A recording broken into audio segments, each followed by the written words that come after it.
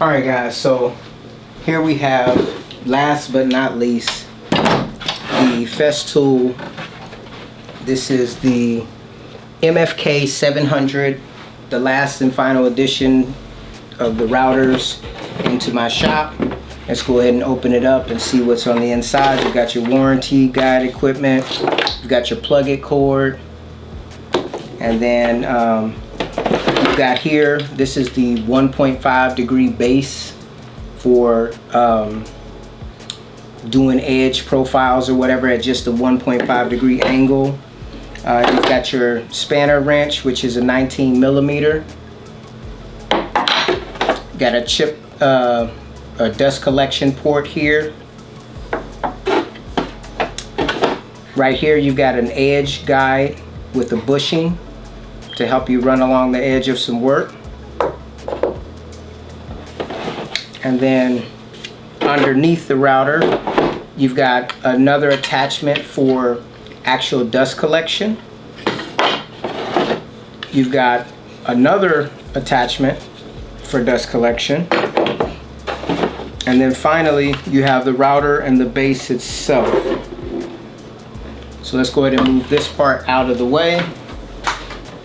And let's take a closer look at the router itself. So, alright, this is the MFK 700 EQ. Just removing the router from the base. Let's see here how that works.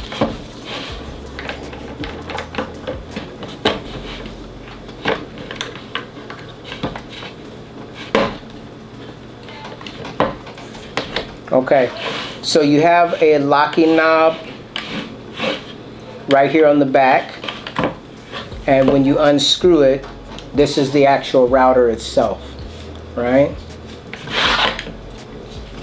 It's I believe a 700 horsepower or 700 watt router, and it's got speeds of 1 to 6. You've got your on-off switch here on the side. It's a unique feeling router to me, just simply because, I mean, you look at how it comes out, and then you look at, this base. It's very unique. You've got your integrated dust collection port here. This is a kind of micro adjust to get your height adjustment right here. This is the mechanism to screw the base in. And then what else do we have here on the base? Okay, so right here you've got like a piston, and so when you actually adjust the router up and down, it rides up along that piston, but you can actually lock it in at whatever place, and then you're not able to go up and down, and then it locks in on this side as well. So you've got two locking points here and then here. Let's see here. So these two knobs here are actually for the guide rails, if you had those. And so that seems to be what this base is all about. There's your orifice here. It actually has threaded insert here, so that basically if you were going to use any kind of bushings or whatever for this, they actually will screw in here. I think it's a pretty common thread for this one. Let's take a look at the other base. This here is the 1.5 degree base. So basically the way that, well, let me just show this going back on here. So the way that you actually install it, you see you've got your piston here, your router bit here with your collet. I believe it only came with the one collet. Let me just double check. Or it may not have. I'm not 100% sure. It could have got mixed up with another router. I'll have to look in the paperwork to see if this came with one collet or two. So basically, with this knob, you'll take this pin here and plug it on in, and it goes down, and then you'll snug this up, and the device becomes one. And as I said, you can actually, dial down, loosen here and here. And so this is not, like I said, this is not a plunge base. So, you're just kind of, eyeballing it down. So like as I push this or screw this knob, the bit is pushing the router up off of the table, right? And kind of get an idea. So that's the max that this particular bit that's in there will go. So then when I unscrew it, you can see the base separating and going back down, and then eventually it will be flush, and now the bit is no longer touching the workpiece. It's just the actual base. So that's how that works. All right, so let's go ahead and take it off of this base. So I'm going to unscrew this knob here and then remove it. And then let's try this 1.5 degree base. So looking at this situation, I see that there are adjustment knobs here. So that's kind of indicating to me that this pin right here is going to go into this side, and it's going to slide in there, and then you'll lock it in and there. And so if you look underneath here, so you see that the router bit is here flush with this table that you have here, and that table actually can go up and down as well. So if I unscrew here, the table, if you can see the gap developing between this plate and this, that's giving you the indication of how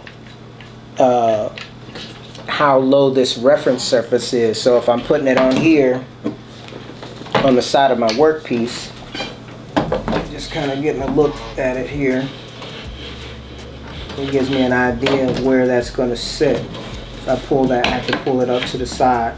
And so like when I twist it, now the bit is sitting totally on the bit, and the actual plate is up off of the table. But when I turn it the other way, the table is flush with the actual deal, and the bit actually is not touching the work at this point. So I can just dial it down until it, it actually is touching the work, or whatever it is that I want to edge band, and then I would lock it in with this knob here, and then you kind of just take it around like this. So interesting design, because you're going to be holding it like this and kind of going around and trimming from the bit here. To be honest, I don't really know what to say about this. This is very unique, a unique design to me from the other trim routers that I've actually experienced. Let's see here, this component here goes on the bottom, so this is going to give you your reference forward and backward. And this actually uses an Allen key, which I don't see in the package. I'm not sure if maybe I pulled it out and left it out, or if you're just supposed to bring your own. So then this component here will fasten in on the bottom, and it looks like it has an area you can slide it forward and backward. And you put these bolts, or put these Allen screws in, snug those up.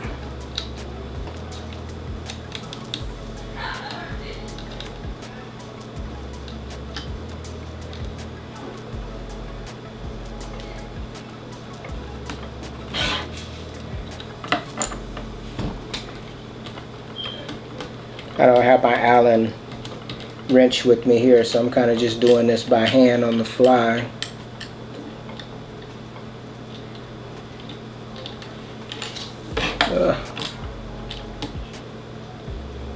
It looks like there's two sets of holes too, so you can go in the front, the forward reaching holes, or the back holes. Not quite sure exactly what that is, probably just for more variability.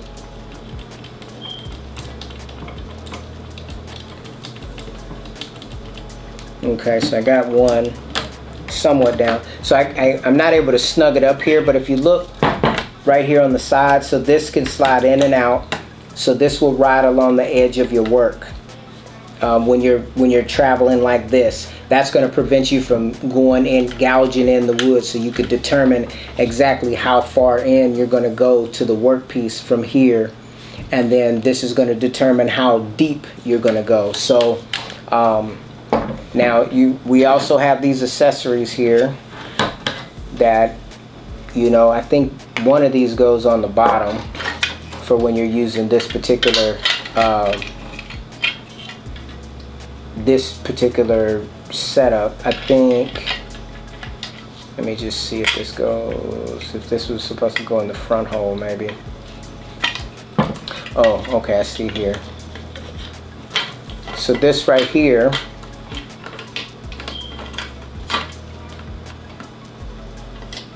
we'll see if this goes in here. I'm probably just making stuff up as I go along now.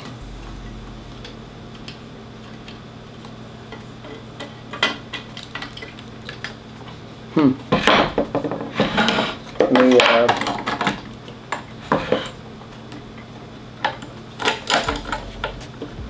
kind of needed that bit to actually tighten that up. And this has a pin to it. So this actually goes into right here. Okay, that goes on top there like that, so that you get the suction from the top of the actual thing. And then, yeah, here's your actual tightening mechanism to tighten that down.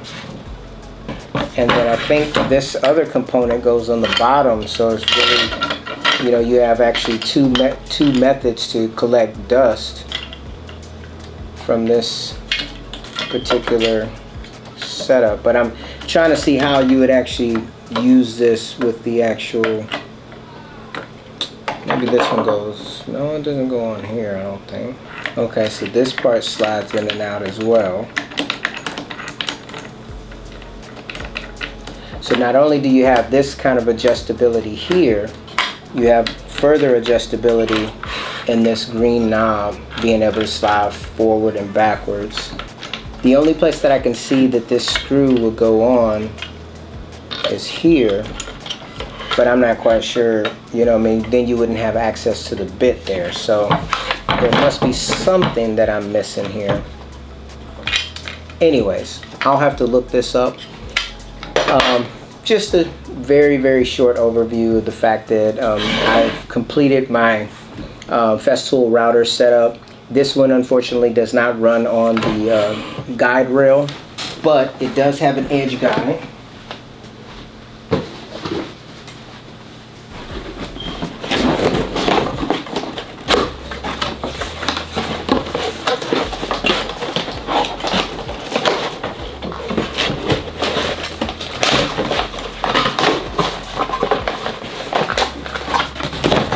Came packaged similar to the other edge guide.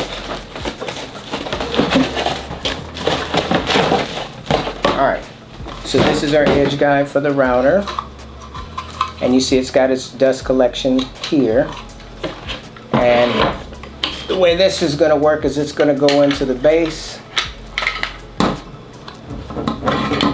Oh. Let's put that back in there.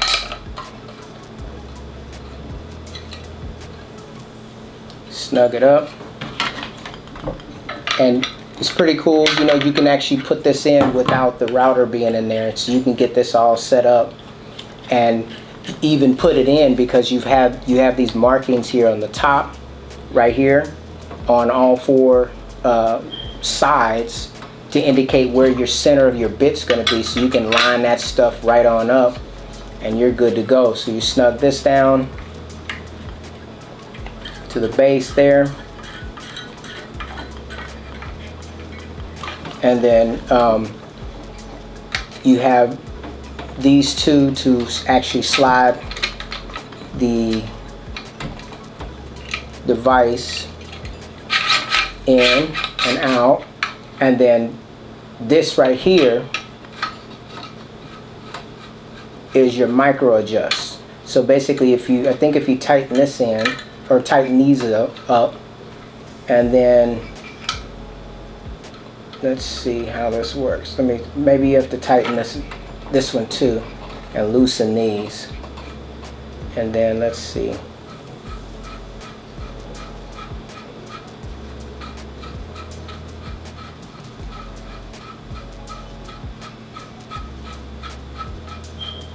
So let me put this up to the side or something to see if it actually moves it in or out. Alright, put it over here to the side. And when I turn it, yep, that's how it works. It's actually, you can move it in and out by moving this little micro adjust here.